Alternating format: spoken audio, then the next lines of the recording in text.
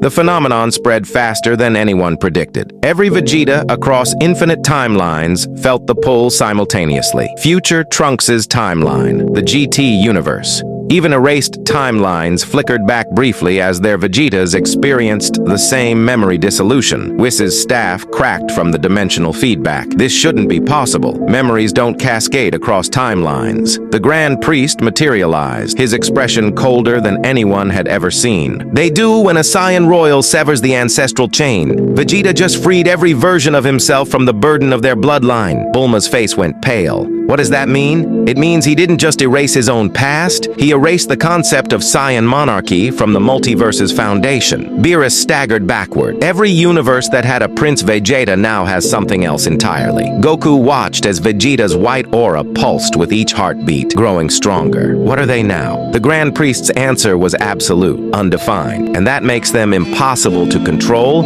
predict, or contain. Vegeta felt the connection. Millions of him across existence, all awakening to limitless potential simultaneously. He looked at the Grand Priest without fear. You kept us chained to trauma because free Saiyans terrified you. The Grand Priest didn't deny it. Across 12 universes, every deity prepared for war. Because Vegeta hadn't just freed himself, he'd accidentally created an army of unshackled Saiyan, and they were all coming here. The first alternate Vegeta arrived within hours, tearing through reality like it was paper. But he wasn't there to fight. He was there to thank the one who freed him. GT Vegeta landed at Capsule Corp, his mustache gone, his elderly body restored to prime condition by the ancestral severance. Our timeline just rewrote itself. I remember being old, but my body forgot how. Future Vegeta appeared next, then another, then dozens more, each one radiating that same formless white aura. Goku powered up defensively, but none of them attacked. They simply stood together, experiencing freedom for the first time. The Grand Priest descended with 7 angels behind him. This ends now, before you realize what you've become collectively. Bulma stepped between them and the Vegetas. What they've become is free. That's not a crime. The Grand Priest's voice carried finality. Freedom without limitation is chaos. Vegeta, the original, stepped forward, and every alternate version moved in perfect sync with him. We're not chaos, we're evolution.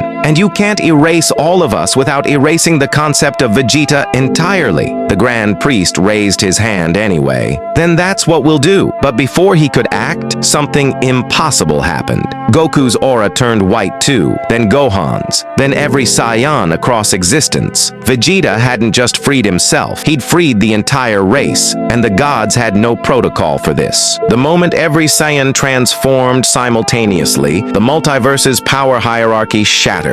Broly's rage dissolved into calm white energy on Vampa. Caulifla and Kale's fusion became unnecessary as they individually surpassed it. Even half Saiyans like Trunks, Goten, and Pan felt the ancestral chains break. The Grand Priest's hand froze mid-erasure. He couldn't target them anymore. Their energy signatures had become undefined, existing outside the system angels used to classify and control mortal power. Whis' voice carried genuine fear. They're not registering as mortal or divine. They're registering as errors in reality itself. Zeno appeared, but not to erase. He was curious. The child god floated down and poked Vegeta's white aura. It didn't react to his touch. For the first time in existence, something didn't acknowledge Zeno's authority. Vegeta spoke calmly. We're not your enemies. We just refuse to be your entertainment anymore.